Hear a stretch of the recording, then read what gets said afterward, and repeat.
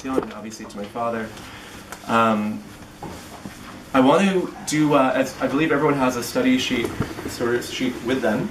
So I wanted to tell you a little bit about this day that you probably have not heard of, 9 Adar, and to look at what I'm going to refer to as the 3 chapters of the story that we're going to learn.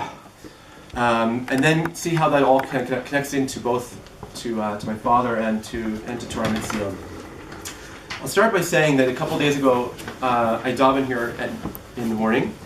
A couple days ago, we finished up Birkat Kohanim, I'm a Kohen, and no Tachanan. Asked the Gabbai, why is there no Tachanan? He doesn't know, but he says if there's one thing all Jews don't have a machloket about, it's that we all love it when there's no Tachanan. So I thought about that for a while, and I said, really, is that the only thing that we can all agree upon is that we love it when there's no Tachanan?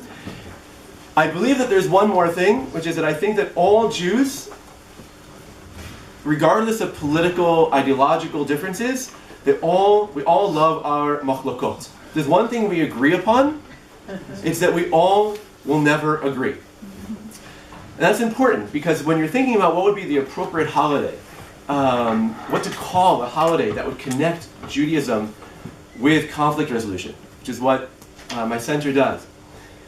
If we called it International Jewish Peace Day, how many people would be participating? Okay, if you called it International Jewish Harmony Day, how would that work? Now, if you try this with Buddhists and you call it International Buddhist Conflict Day, it won't work. Okay, so it has a lot to do with how we make things culturally appropriate, and I think the word machloket is actually a very uniting word for Jews, and it's a very safe word. So. Okay, so I want to start with the primary known story of the relationship between Beit Hillel and Beit Shammai. Okay, this is what we're going to call chapter 1 of the 9 Adar story. So I brought the sources in English and in Hebrew. We're going to look at them in Hebrew, but you're welcome to follow along in English as well. We read the Mishnah that Zev just referred to. We all know this Mishnah, okay? But I want you to look at this Mishnah for where are there hidden ingredients for how we can manage our different machlokot today in a constructive manner. Okay? It says, Kol machloket shi l'shem shamayim sofa litkayem, v'she'ena l'shem shamayim ein sofa litkayem. Ezu hi machloket shi l'shem shamayim, zu machloket hiled v'shamayim. V'she'ena l'shem shamayim, zu machloket korach v'chol adato. I'm on page 2. I'm going to read it in Hebrew. You're welcome to follow along in English if you Pardon me? Page 1. Okay, slicha. I see I have a slightly different page that I wrote my notes on. One is English. Yeah, page 2. What questions come up when we read that Mishnah? What's unclear? Who determines what's L'Shem Shamayim? Okay, so how do we define if it's L'Shem Shamayim or not? What else? Oh, why would we want our machlokot to continue to exist, or whatever it means, sofa lihitkayim? Its end will exist. This is the question that really struck the Parshanim and invited them to be extremely creative. Okay? The pshat of the Mishnah, most likely, was that the word machloket meant something different in the times of the Tanaim. The machloket word initially meant like what we in the modern Hebrew, a machlaka. What's a machlaka mean? Department. A department, or a group. It's the same word as miflaga. Okay? Or, also in Pirkei Avot, we have knisiyah, l'shem shamayim sofa litkayem. What's a knisiyah? A gathering, a group. Right? The word machloket probably meant the group that included in it Hillel and Shammai will continue to exist because they were united for the Shem Shamayim.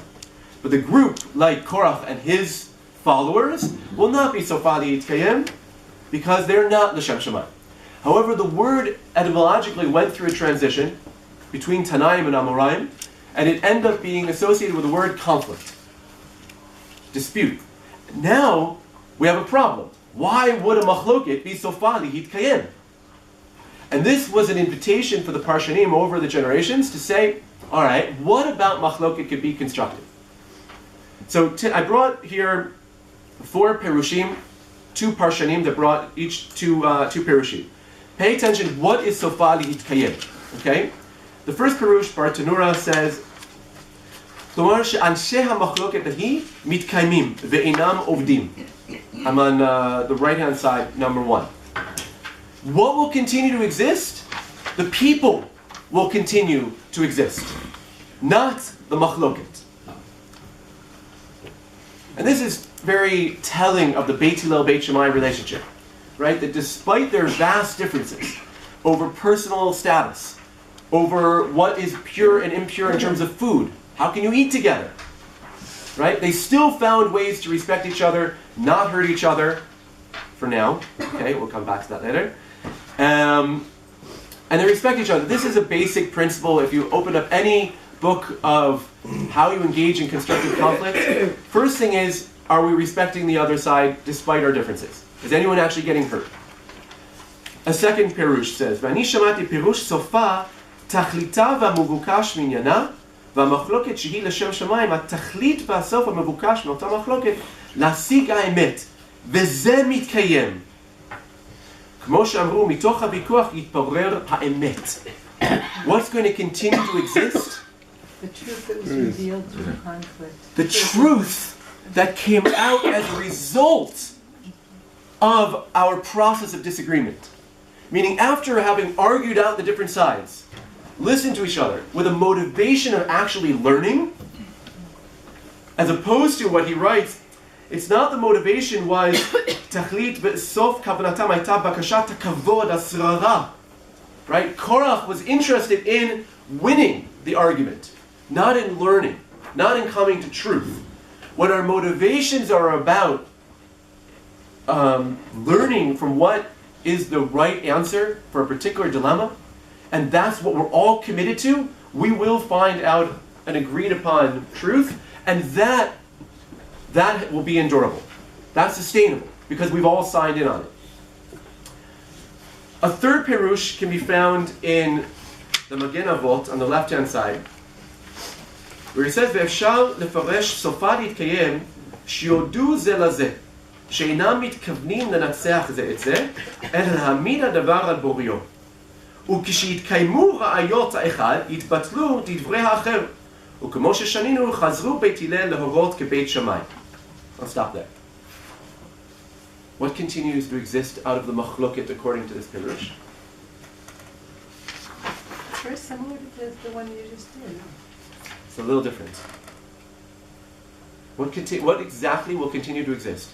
Respect for another one of the other's Well, opinions. What's happening? What does it mean? שיודו זה לזה שאינם מתכוונים לנצח, אלא להעמיד הדבר על בוריו, וכשיתקיימו ראיות האחד יתבטלו דברי האחר. The arguments. Which argument? There's two opinions going on in a machloket. But you can't dismiss, one doesn't automatically dismiss the other, you have to respect the other opinion. So they're respecting each other, but only, according to this pirush, what happened? Beit Hillel chazru lahorot. When they heard the evidence in favor of Beit Shammai, they admitted that, you know something, you were right. I didn't realize that. One opinion will continue to exist. Not a combination of both, which is how I'm understanding the second So one. you're saying that the truth was an amalgam of what was forged. In the second pirush, it seems like the truth was something that came out of this process. It was something that we've gone through and we've come to an agreement on a new idea. What's happening in this one seems to be there was only two possibilities: either we're going left or we're going right. There's no options. We have to make a decision how we're driving to where we're going. Okay? As soon as you show me the evidence that this is the right way to go, I have the humility and the acknowledgement that there's limitations to our experience, to our knowledge, and when we're engaged in a machloket Hashem Shamayim, it means that we're open to saying, I'm wrong. It was more than that. It said in the first place they weren't out to prove they're right. Right? Their point of going in was... Right? And an indicator of saying, do we know that you're really engaged L'Shem Shamayim is, do I go into the conversation with the possibility that I might come out changing my opinion? Because if I'm going into the conversation where I'm 100% locked in, that there's nothing I have any interest of learning, I'm just going to tell you what the truth is, and each side goes in, that is not a machlok l'shem shamayim. So Sofadit Kayem is because I'm signed into the fact that if the ra'ayot, if the proofs turn out to be in your favor, then I will give you the gibui, I will give you the support to say you're right. And then if both sides are continuing to uphold that opinion will continue to exist. And we find throughout the Talmud, it's all the time, I just brought two examples that the Magen Avraham brings. You see it all the time, chazru lahorot, after they learn the other opinion. Right? Modeh al emet, right? The Chacham in Pirkei Avot is someone who admits he knows what he knows, he knows what he doesn't know, and he admits when he's wrong. This also, you can find it in all conflict resolution descriptions of the theory of constructive conflict. Are the parties coming in with the knowledge that they might not know the full story, and the willingness to admit that they could be wrong and change positions.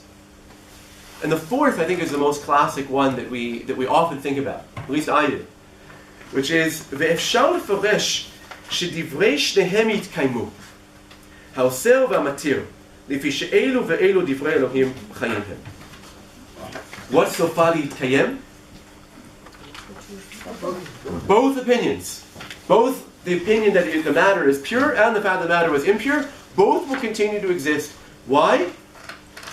Because they both are truth, even though they're contradictory. And this is based upon the famous Gemara in Eruvin. And this is so much accord to all of our books. Whether it be Sifrut Chazal or Parshanut HaMikra. I mean, every single one of our books preserves Eilu ve'Eilu. We put Rashi and Rashbam together on the same page and they have to coexist forever with saying opposite things. Okay? Abaye and Rava. Beit Hillel and Beit Shammai. So Sofadit Kiyem means that the contradictory truth will continue to exist. And this is, what's interesting here is that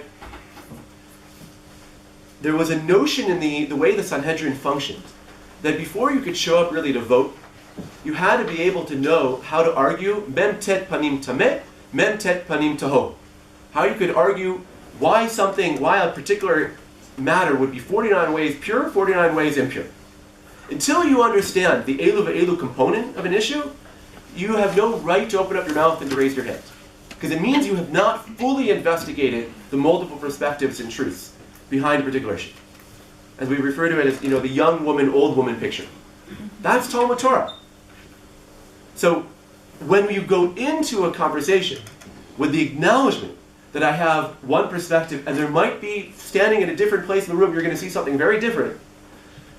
With that acknowledgement, that will automatically ensure that things will be managed in a more constructive way. Now, it's not always true. As we saw, sometimes one opinion will admit that I was wrong, and then we'll have one option.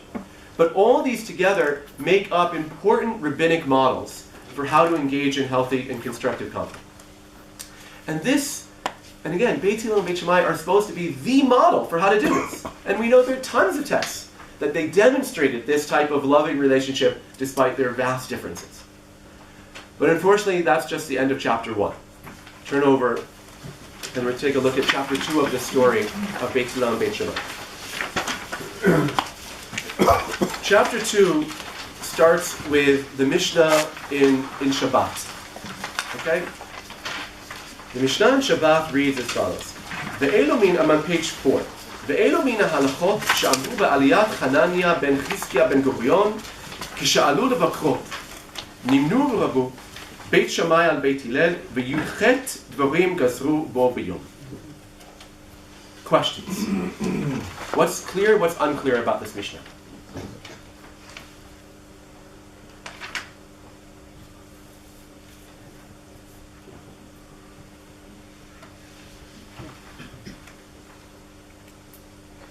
I'll help you out.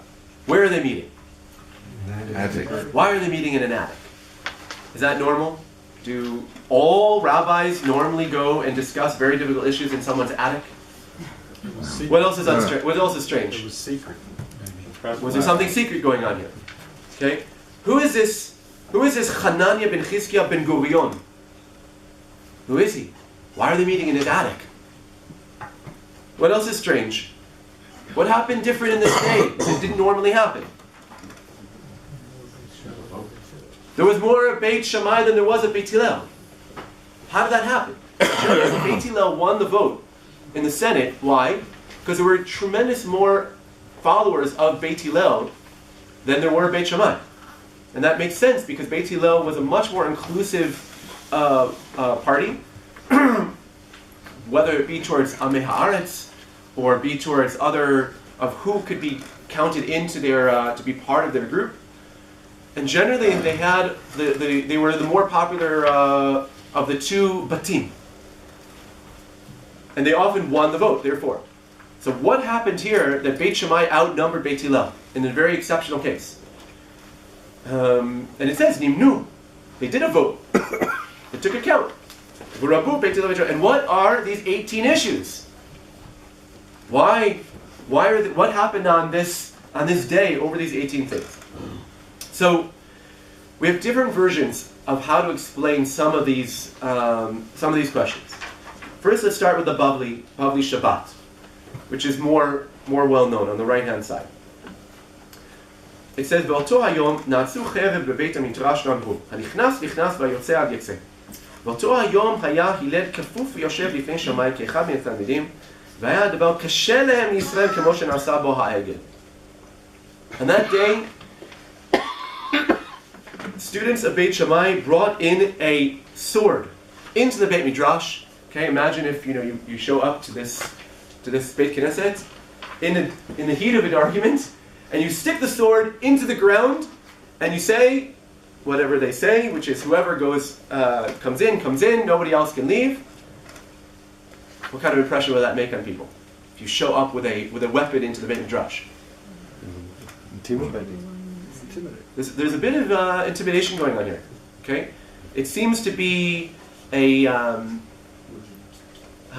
Coercion. It's something is coercive. That's my way. There's a bit of a threat. Did anyone actually physically get hurt in this scene? Not in this source. No one got actually hurt. Okay, there was something kind of dramatic. Like I can imagine everyone going home and telling their families, like, "You will not believe what happened today. Someone actually showed up with a sword and stuck it in." I heard recently that there's apparently a famous story amongst 19th century European philosophers, I think, where they got into such a heated debate over like a total philosophical point that one of them actually like challenged the other one to a duel. Now they didn't actually shoot each other, thank God, but it was like a great example of how machloka l'shem shamayim, an ideological clash of ideas, almost became violent, but it didn't. Okay, but nevertheless, we have this strange statement of saying, "Haya kashe lem Yisrael k'mo shenasa bo ha'eged." Seems a little bit far-fetched.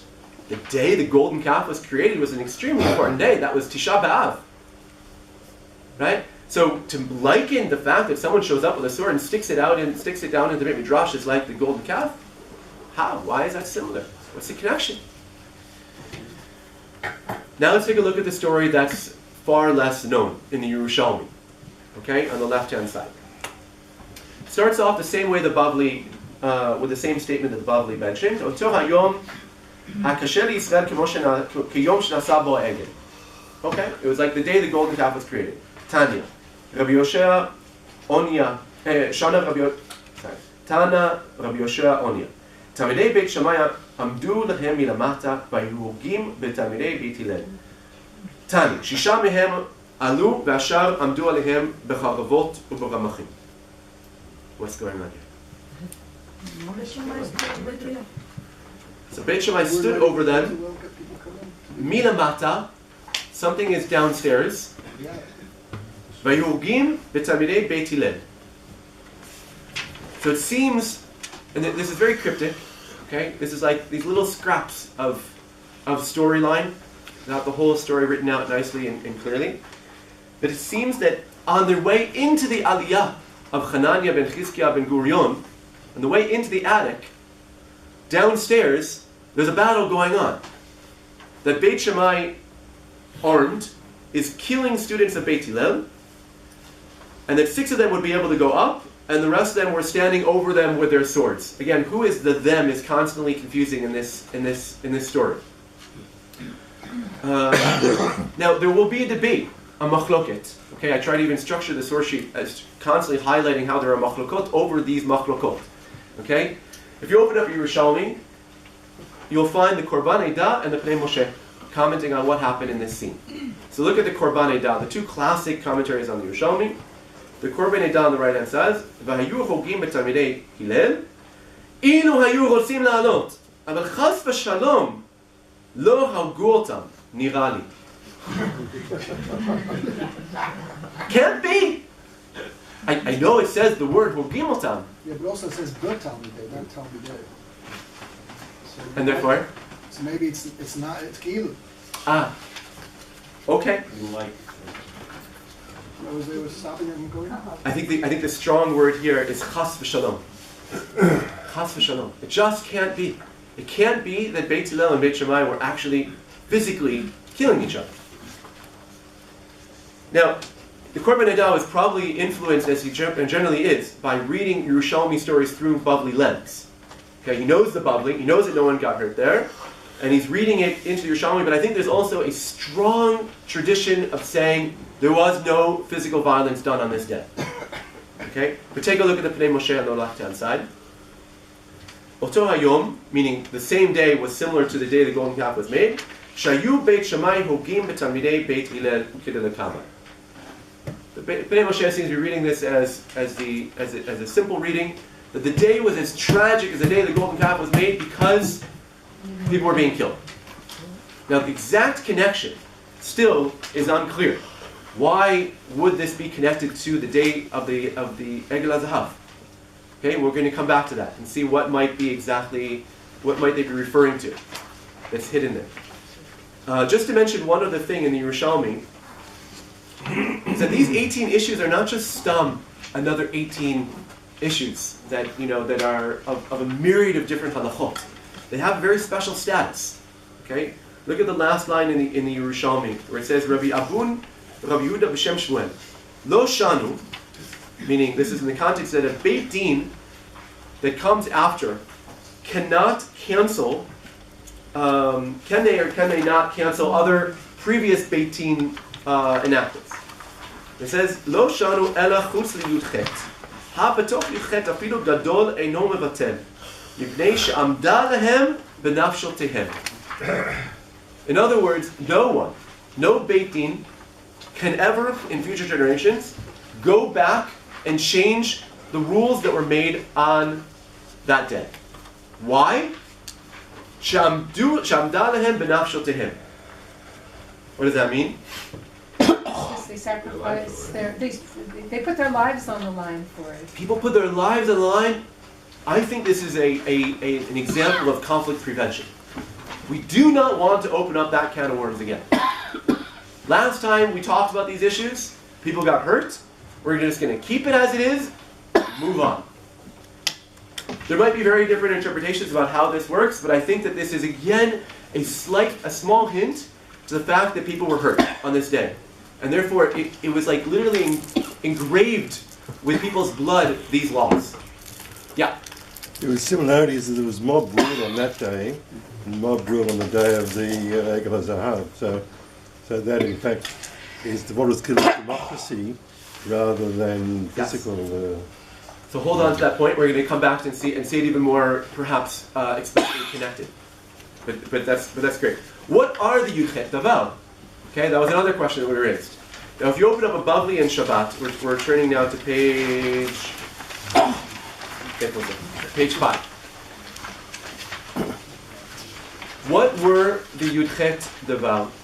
So if you open up a Bavli Shabbat, you'll find that there are tremendous amounts of disagreements over what exactly issues are. Throughout medieval time periods, lots of different Rishonim had a different list about what the 18 issues were. But generally it seems that 15 or more or less, more than half of them have to relate to issues, very obscure halachot of Tumah v'Tahara. Okay? Purity, impurity.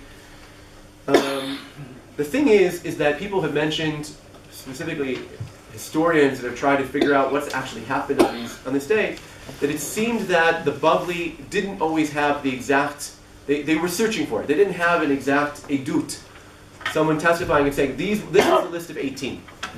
In the Yerushalmi, however, there is a list of 18 issues that were brought in the name of Rabbi Shimon Bar Yochai that seemed to have been potentially more historically accurate as to what were the original 18 issues that we're fighting over. Okay? And this is the list that Rabbi Shimon Bar Yochai mentions. Again, in the context of what we just read. Tani Rabbi Shimon Bar Yochai, Bo b'yom gasru, al pit'am, al gvinatam, al yenam, chomsam, siram, morisan, kvushehem, shlukehem, nukehem, hachilka, hashchika, atisni, al lishonan, al edutan, al matnotehem, al bneihem, al botehem, al bochorehem. What are these things? You can look in English if you want to have a little bit more of because they're pretty obscure. What's going on? What are these 18 issues? What do they all relate to?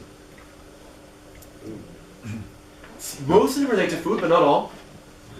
It's also their language, their testimony, their gifts. Who is the they? Non-Jews. Non-Jews. How do we know that? It's the context of pit'am, meaning the pat shel akum. Yenam, meaning this is the context seems to all be about not having any type of interaction with non-Jews. And this is the source, and a few of these are mentioned at the end of the 18 in the Bavli. Okay, about Bechorehem and Benotehem. There are a few of them that are mentioned. There's a partial list in the Bavli that reflects this, but it's referring to the relationship between Jews and non-Jews. Okay, what is the relationship between Jew and non-Jew if you can't eat their bread, drink wine, cheese, salt, basically all types of food? Plus, what are they? You can't speak their language. Okay, you're not allowed to speak Greek. You don't accept their gifts if they give you something. And again, there's lots of debates. Are we talking about a gift to the Beit HaMikdash? Like Rabbi Simcharia ben Avkilus, the famous story of Kamsa bar Kamsa, where he didn't accept the gift. And he was very much, from other places, they say he was associated with Beit Shammai. What about their sons, daughters, and their firstborn? What exactly is going on there? It's very unclear. Sons and daughters is intermarriage. So it could be intermarriage, which is like, what was the Havamina that you could intermarry with them in the first place?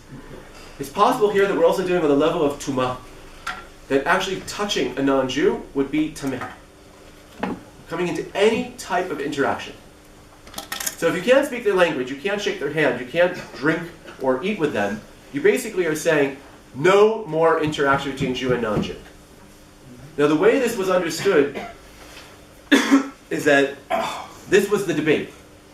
The debate between Beit Hillel and Beit Shammai were over these 18 issues. Beit Shammai was arguing as they won the war, right? They won that battle, literally, that these 18 issues have to be enacted. Beit Hillel was arguing against making these restrictions. And then we come back to the attic. Okay? But what is the Bahurim?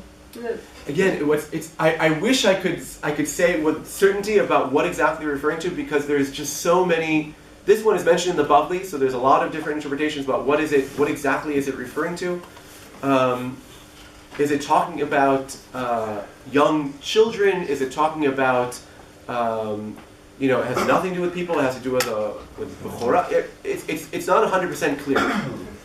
I wish I had a clear answer, but it's unfortunately hasn't. These are kind of riddles. Yes. Can you put this in a historical context for us? What was going on at this time period? Wow, that was like the perfect segue to the next exact line.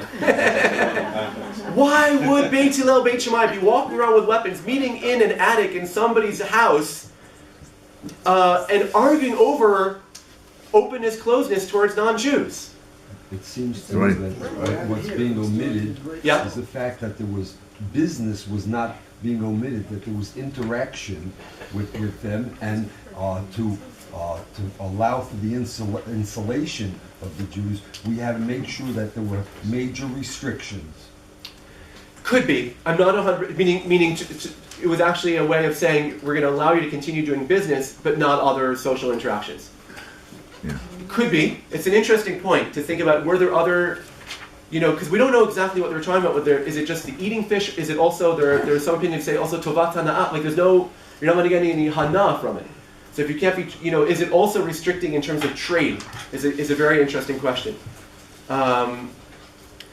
So I just brought you one paragraph, but there are since Gretz, over the last 100 years, historians have been writing about this. Okay, there always are a couple of historians that have always known about these stories, and they've written extensively about it. I brought you Shmuel Safrai,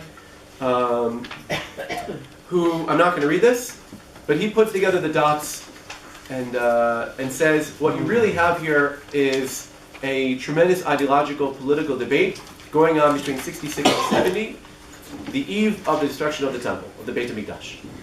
Okay? The fact that they're walking around, the fact that people are armed, and they're arguing over openness, closeness towards non-Jews, meeting in an attic, plus the fact that people like to point out that that Ben Gurion was one of the heads of the revolt against Rome, mentioned in Josephus.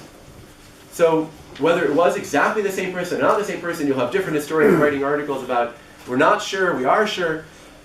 But the consensus generally is that the historical context, if we can ever really put our finger on it, was that there was a debate over whether or not we're going to make peace or not make peace with the Romans. Okay, we know from the Gemara in Shabbat that Rabbi Yochanan ben Zakkai, who was very closely associated with Beit Hillel, had to pretend that he was dead in order to be snuck out from the city out of fear of the people who were in favor of the revolt killing him. Now, where was Beit Shammai within this whole debate? There have been books written about how Beit Shammai was not necessarily 100% the people leading the revolt, okay, but they were definitely much more associated in terms of saying the occupation of the Romans and the oppression that they're doing cannot continue. And therefore, in many different instances, it points to the fact that it seems that Beit Shammai was in favor and supporting that this was a time that needs to rebel, while Beit Hillel was very much against it. Could that be the historical context behind why they're having this debate over these 18 issues specifically? It's speculative. We don't know. But that has been the hypothesis by historians in terms of the historical context. And that's why they're meeting and hiding. Yeah? Were Hillel and Shammai themselves there? No. But the Bavli talks Correct. about Hillel being... So first of all, there's already debates on the Bavli, like in terms of the Parshanim. Was it really Hillel and really Shammai, or was it just figuratively their students? Because they often debate, the bite is referring to the student. But the general feeling is that this was way after Hillel and Shammai. Again, we're really lacking in knowing about where was Beit Hillel? Where was Beit Shammai? Where do they live? When exactly do they operate? Incidentally, the debate between Hillel and Shammai, or their batim, the Batei Midrash, end after the Chorban. There's no longer Beit Hillel and Beit Shammai after the Chorban. Okay? They seem to have operated in terms of those for over a couple generations, more or less from the year 0 until the year 70. But this seems to be kind of the end of it. Yes? Could one conclude from this that the machloket, the Shem Shamayim way of doing things is all good in peacetime, but during wartime there's an urgency. This is the question. And therefore those rules don't apply. So this is the great question, which is, all right, now, I mean, we haven't finished chapter 2 about the destructive relationship, but it raises very serious questions. Because on the one hand, it's not just that that they were just another machloket. They are the example of machloket the Shem Shamayim. Which again, as we saw, is the way machloket Shem Shamayim is defined is using the same components of what constructive conflict is. So how do we reconcile these two? There are some historians that almost say, like cynically, that they never had a machloket the Shem Shamayim. The reality in history was that they battled with each other and they killed each other. How do we want to preserve our memory of it? We're going to shift it into saying that it was machloket Shem Shamayim. I think that's way too cynical. Wait, but you're not differentiating between Hillel and Shammai and Beit Hillel and Beit Shammai? No, because the machloket the Shem Shamayim was between the Batim, with Beit Hillel and Beit Shammai. No, it's written Hillel and Shammai in the Mishnah. That's maybe the difference. Yeah.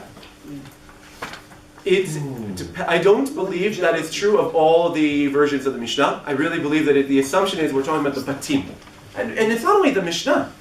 The Gemara and Yevamot, I mean, the Bavli and Eruvin, all the texts that talk, I mean, we have lots of texts that talk about Beit Hillel and Beit Shammai marrying each other, eating with each other, respecting each other. This is not just simply Hillel and Shammai, that's where it ended.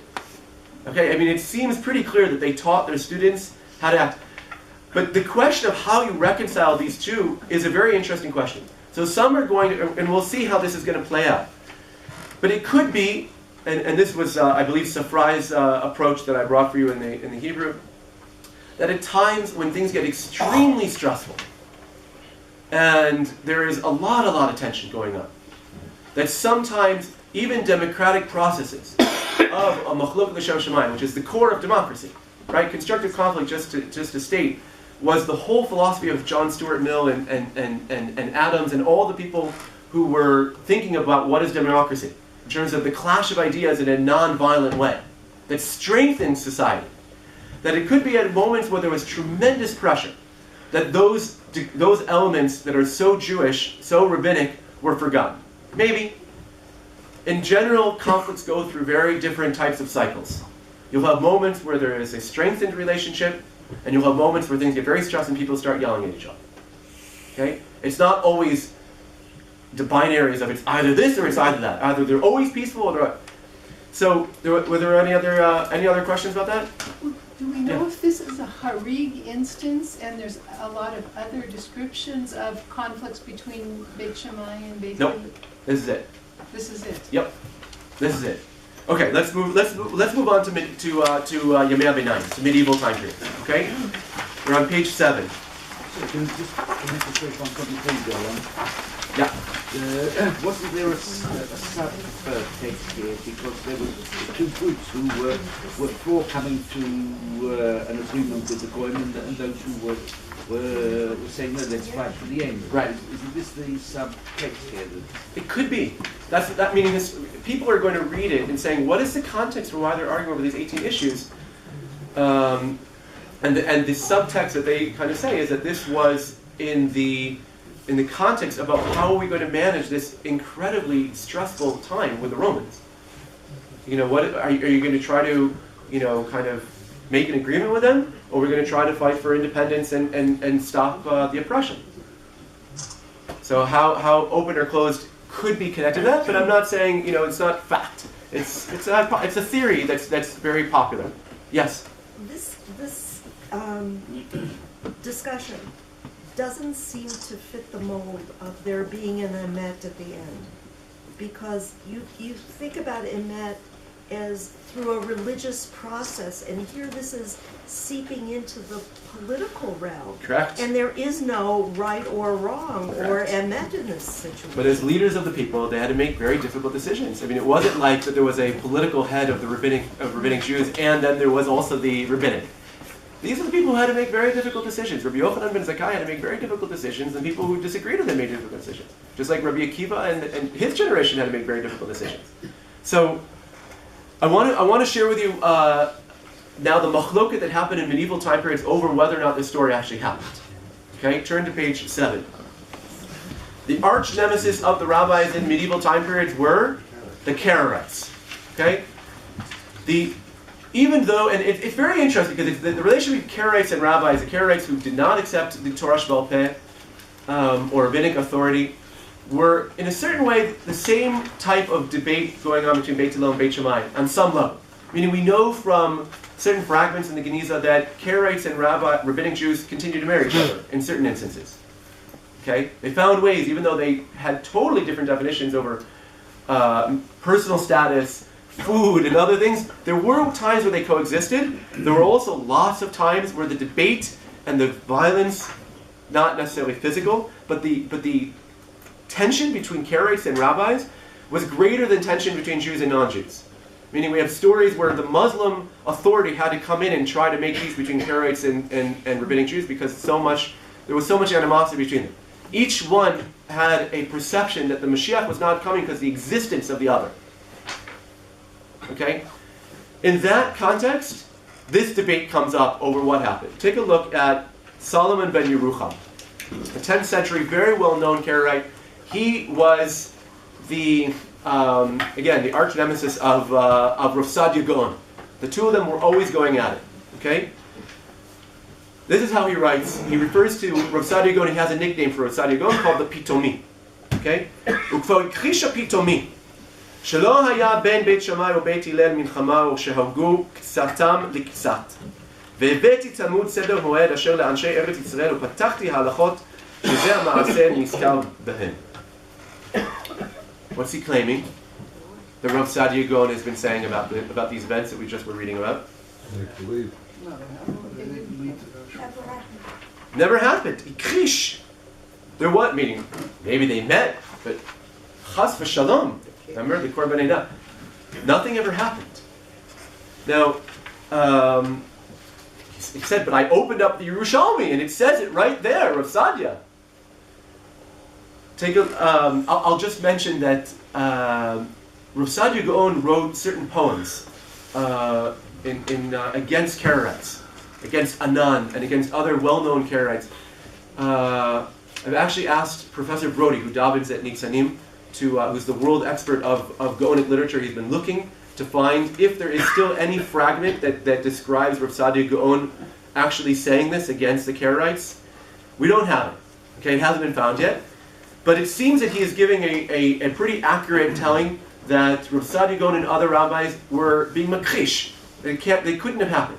Okay, maybe they were also being very influenced by the Bavli, which would make a lot of sense, because in the Bavli, there wasn't any violence. Right? Solomon Yerucham is more connected to what's going on in Eretz Yisrael, because he's closer. Karaites in general knew more what was going on in Judaism, in Rabbinic Judaism that was in Eretz Yisrael as opposed to in Bavel. Take a look at another Karaite. This one's even stronger. ואיך יקשר ללכת בדרך הרבים על כל אודות והתורה אומרת לא תהיה אחרי רבים לרעות. Saying how can you go according to the masses when they're doing evil, right? The very famous pasuk, which is the paradox of all democracy, which is on the one hand that pasuk says אחרי רבים latot, which is the verse for the democratic process within Judaism. You go according to the majority. Right? On the other hand, it also says, but do according to the majority when they're doing evil. You, as the individual, always have to make a decision, well, am I going to accept the majority or am I going to hold on to my opinion? Now, why is he mentioning this? Because the Karaites, he saw himself as the minority. ונביא קשתה יד המנהיגים וגברה המחלוקת בין בית שמאי ובית הלל והרגו אלו לאלו עד אשר נהרגו העם כחפצם כאשר היה טוב ביניהם.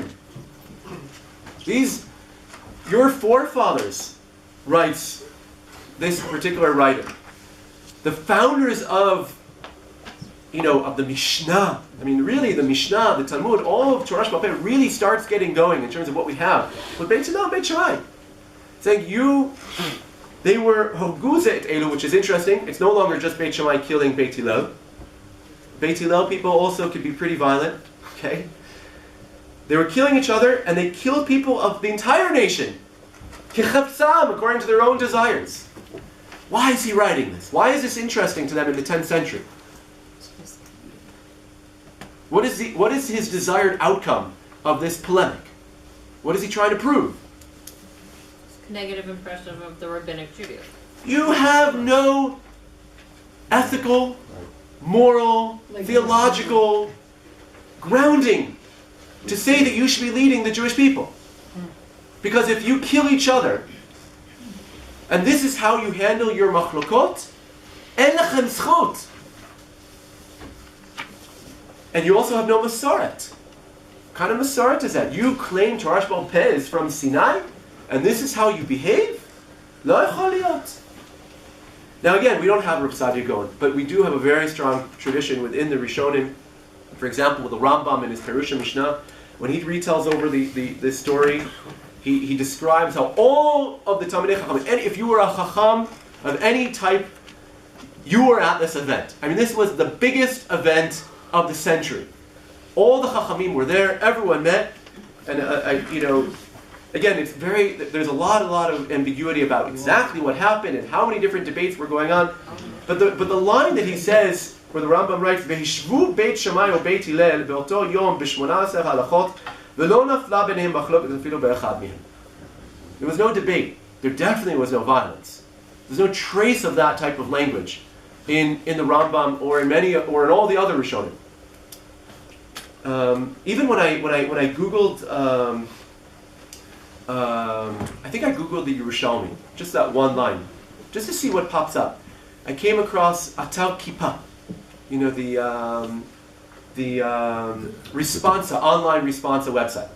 So there was a question that came out 2 years ago. A student asked, he said, "I just came across this Yerushalmi, and it's shocking. How can it be? It looks, to me, like Beit Hillel and Beit Shammai actually kill each other. Can that be true?" That was the question.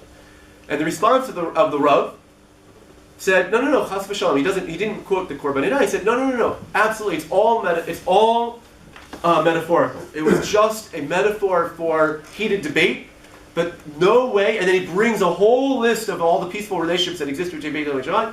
There's no way they ever hurt each other. Okay.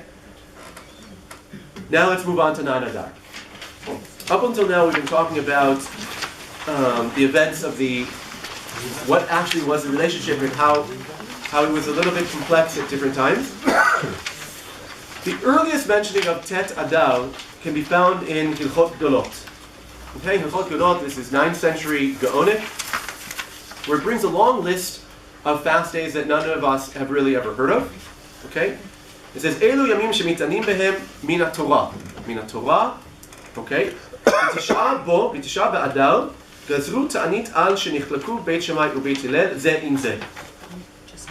We have a fast day because there was a machloket between Beit Hillel and Beit Shammai. A machloket? I mean, the whole Gemara is full of machlokot. If we had to mention a fast day on every single machloket that ever happened between Abai and Rabbi, no one would ever eat. Why a machloket? He was killing Jews. He doesn't say that. He doesn't say that either. It's totally open. Machloket, okay. This halacha, or this statement of the Hilchot Gedolot is picked up in every single halachic book from the 9th century. There isn't a book that doesn't mention this halacha. Including the Shulchan Aruch, the Torah, Aruch HaShulchan, everyone mentions it. Okay? This is not obscure. The Shulchan Aruch, for example, the Lashon there says, "Elu yamim she'iru behem savot la'avotenu v'ra'ui litanot behem." Change the language a little bit from Min HaTorah, because what exactly that meant. Tragedies befell these days, and it's worthy to fast on them. Betet bo, in the context of the list of Adar, nichlaku Beit Shammai o Beit Hillel. Again, nichlaku, they had a machloket. What exactly happened? Now take a look at the machloket on the Shulchan Aruch over what happened on the machloket day. Okay, the levush on the right hand side says betet bo nechlaku Beit Shammai o Beit Hillel ze al ze v'oil v'nafla machloket ben chochmei Yisrael af al pi shemachloktam l'shem shamayim hi. It was a machloket mikol makom naset Torah chas v'chalila l'kishtei torot שזה אוסר וזה מותר וזה מטמא וזה מטהר ואין יודעים שום דין על בוריו. הרי הוא כיום צרה ומתענים בו. Here he's basing himself upon another Gemara which I didn't bring for you, the Bavli Sanhedrin, which is based upon the Tosefta, where it says that at a certain point the students of Beit Hillel and Beit Shammai were not paying close enough attention to what their teachers were saying. They didn't know which way the halacha was, and that was the beginning of machloket, meaning the first time that we weren't able to just have a vote and decide if it's pure or impure, if it's permitted or forbidden, which is the way things always function in the Sanhedrin. We didn't know which way to go, and we were stuck holding on to machloket. That happened on 9 Adar. Did anyone get hurt? Mamash lo. No one got hurt in this version. It was a machloket l'shem shamayim with all of what that means. But the fact that there was a machloket was worthy enough to fast on. And this represents a very interesting, as a philosophical statement of, are we conflict, avoiders? Like, is conflict in itself negative, or is it how conflict is managed? The statement here seems to be saying the fact that there was a debate was already painful enough, that there was a split within the Jewish community. Even though no one was hurt and it was a machloket l'shem shamayim, that's great. but it would have been better if we didn't have machloket at all. Now take a look at on the left-hand side of the Shulchan Aruch. Yeah? I just wanted to point out, like, from what I understand, the Rambam and his whole philosophy is about avoiding the machloket, and therefore presenting this is the truth. Here's the summary of the whole Talmud. Correct. And now go do it. Correct. And there's no the Rambam dissension whatsoever. Theologically felt that machloket was totally a b'diavad thing. It's the absolute opposite, let's say, of brisk, which are so connected to machloket of the yeshiva world today, that loves to understand the tzvei dinei of how every halacha could be understood in different ways, and that thrives on chavruta and on machloket. I'll just refer you to look at Boker Baruch by Baruch Epstein, who refers to Volozhin and the Netziv, and how the Netziv's critique on the Rambam for not engaging in his writing of the Mishnah Torah with a chavruta, because he was so against machloket. And he said that if he had just engaged with the chavruta in machloket, the Rambam would have been the Shulchan Aruch. It would have caught on as the book, like he wanted to, but he didn't, because he tried to avoid machloket, both in how he wrote it and what he wrote. That's just an apprentice. Okay, take a look on the left-hand side in the Eliyah Rabbah. Different pirush on the Shulchan Aruch. Betet bo nechlaku v'ne'ogu 3,000 mehatalmidim. That's all he writes. What happened on the 9th of Adar? 3,000 students died that day. Now we're back to the golden calf. 3,000 died. Waiting. Yeah? How many died at the day the golden calf was made? 3,000. 3,000. Now this raises extremely complex theological questions that we can't resolve right now. Because was anyone criticized for the 3,000 people being killed when Moshe raised his hand and said, Mid Hashem Elai?